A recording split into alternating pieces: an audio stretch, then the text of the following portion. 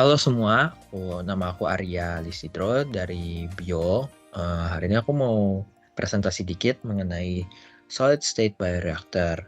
Aku bakal jelasin di bagian sejarah dan definisi dari solid state bioreactor itu. Jadi pertama, apa itu solid state bioreactor? Solid state bioreactor merupakan suatu perangkat bioteknologi yang berfungsi untuk mengkultivasi mikroorganisme dalam kondisi fermentasi padat.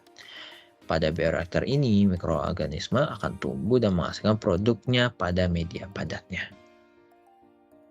Lanjut ke sejarah. Oke. Jadi, praktik fermentasi itu sudah ada selama berabad-abad. Dengan menggunakan praktik ini, banyak sekali penemuan-penemuan baru di bidang medis, pangan, bahkan industri. Kan tetapi perlu ditekankan, praktik fermentasi paling sering digunakan tuh pada bidang pangan. Contoh halnya dalam pembuatan yogurt, roti, keju, bahkan sekarang sudah ada banyak sekali minuman-minuman yang dihasilkan melalui praktik fermentasi. Contohnya seperti alkohol dan kombucha. Lalu solid state bioreactor itu memiliki peran yang sangat penting dalam praktik fermentasi makanan. Sayangnya, pada zaman modern, praktik dengan penggunaan solid state bioreactor itu semakin berkurang dikarenakan munculnya bioreaktor yang lebih canggih dan advance di zaman sekarang. Penggunaan solid state bioreactor pertama kali memicu perhatian para ahli bioteknologi itu pada tahun 1900-an. Bioreaktor ini merupakan salah satu alat paling advance dalam produksi enzim pada masa itu. Salah satu peristiwa yang membuat bioreaktor ini sangat terkenal adalah peristiwa produksi penisilium pada tahun 1940-an. Seiring berjalannya waktu dan kemajuan teknologi, muncullah bioreaktor baru seperti Submerged Liquid Fermentation Bioreactor atau disingkat sebagai SLF bioreactor. SLF bioreactor ini mengambil semua perhatian dari solid state bioreactor karena sifatnya yang lebih mudah digunakan dan lebih efisien.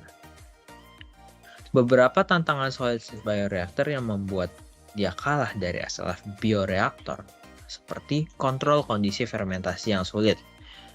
Jadi solid state bioreactor ini tidak memiliki kontrol yang kayak secanggih SLF itu. Jadi pH, suhu, jumlah substrat yang masuk itu susah dikontrol oleh solid state bioreactor. Solid state bioreactor terutama pada saat ingin melakukan scaling up pada proses fermentasi. Tidak ada perhatian bukan berarti solid state bioreactor tidak digunakan sama sekali loh. Pada beberapa kesempatan, solid state bioreactor masih tetap digunakan karena SLF tidak dapat melakukan kesempatan tersebut. Contohnya seperti proses fermentasi dengan menggunakan mikroorganisme dengan kadar air rendah seperti jamur. Lalu ada juga daur ulang sampah organik padat dari limbah pertanian sebagai substrat. Nah, hal-hal seperti ini tidak dapat dilakukan oleh SLF bioreactor. Nah, dan hal ini juga membuat solid state bioreactor masih digunakan pada zaman sekarang ini karena ada beberapa bahan baku yang tidak dapat diproses oleh SLF bioreactor.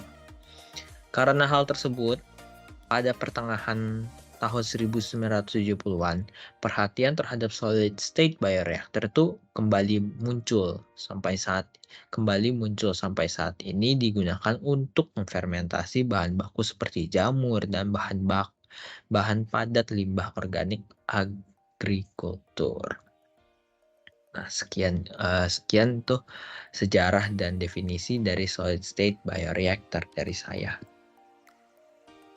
Oke, jadi untuk aplikasinya, untuk solid state bioreaktor sendiri kan dibagi menjadi dua, tray dan rotary.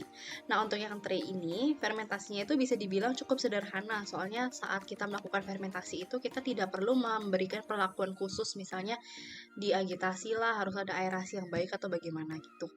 Dan untuk tray ini itu lebih cocok digunakan untuk produksi dari skala kecil ke menengah, karena jika ingin memproduksi dalam skala besar, maka tray itu harus diperluas dan tidak bisa diperdalam karena pengaruh kadar oksigen gitu. Dan kita bisa menggunakan tray fermentation ini biasanya untuk fermentasi tempe, koji soy sauce, tape, ataupun juga biodegradasi limbah organik. Nah, untuk yang rotary ini, itu fermentasinya itu menggunakan gerakan rotasi dan alat pengaduk khusus gitu. Jadi lebih cocok digunakan untuk produksi skala industri karena dia itu bisa menambahkan hasil produksi tanpa membutuhkan lahan yang luas. Dan juga rotary ini biasanya harganya lebih relatif mahal karena membutuhkan alat-alat khusus gitu. Dan untuk rotary sendiri ini biasanya kita bisa gunakan untuk memproduksi antibiotik atau enzim industri seperti amilase, lipase, atau pektinase, dan juga untuk memproduksi tepung. Selanjutnya, keuntungan dari solid state bioreaktor yang pertama, bahan bakunya murah karena dalam solid state bioreaktor ini dapat menggunakan substrat padat yang berasal dari limbah pertanian maupun limbah industri, sehingga dapat mengurangi biaya produksi. Yang kedua, mudah digunakan karena desain dari solid state bioreaktor ini lebih sederhana dibandingkan dengan yang lain, sehingga lebih mudah digunakan.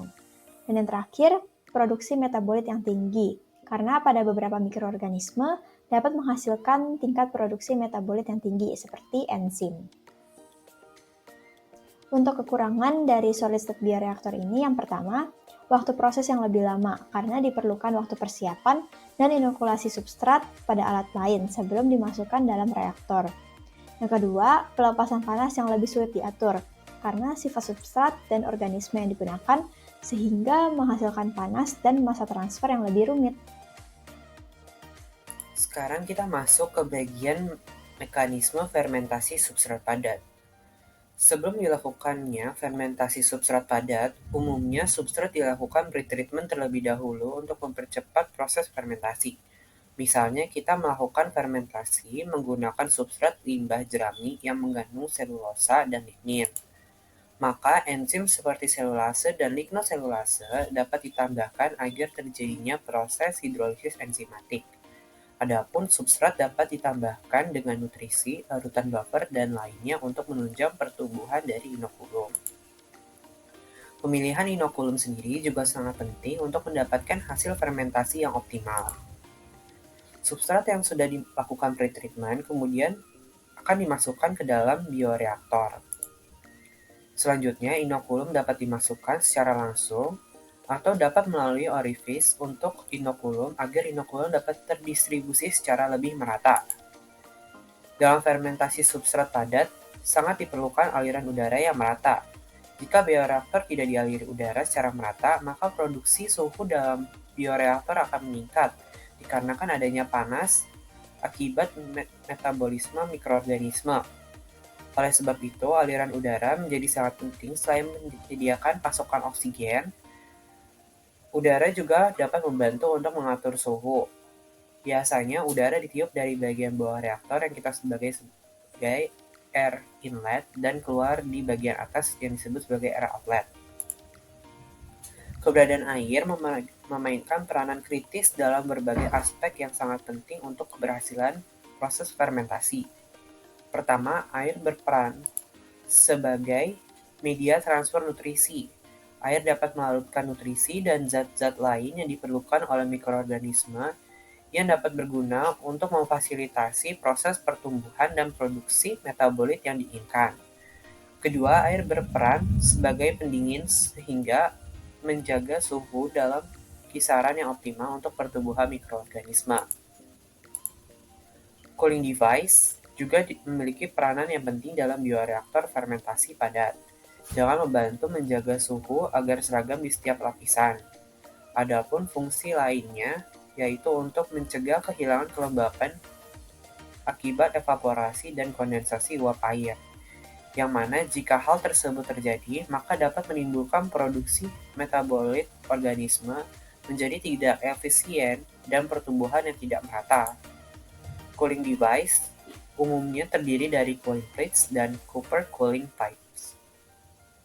Hasil dari fermentasi akan dipanen untuk melalui proses selanjutnya.